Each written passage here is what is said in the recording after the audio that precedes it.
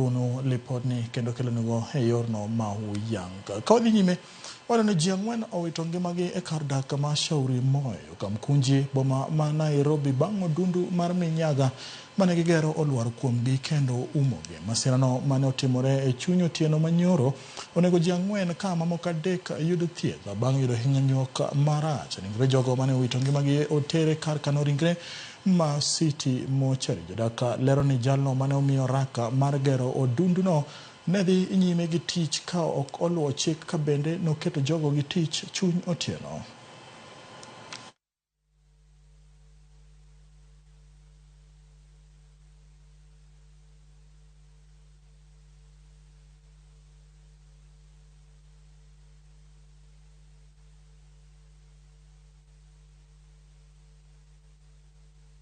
Sasa tulikuwa tunakoroga, karabati inateremshwa, watu wanabadilishana, unateremshwa chini, unapanda juu, unateremshwa chini.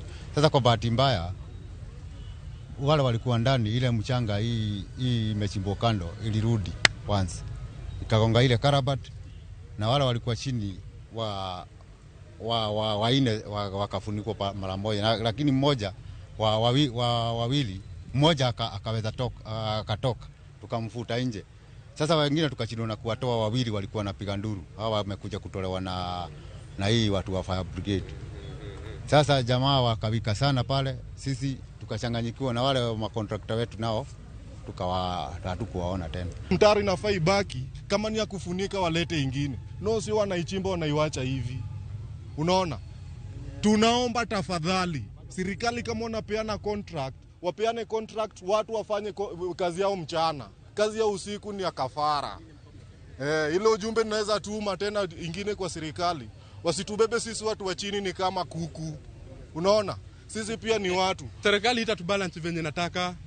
Ni watu wetu. Ni binadamu wako na nyama na damu. Si ni kweli kama wewe, si ni kweli?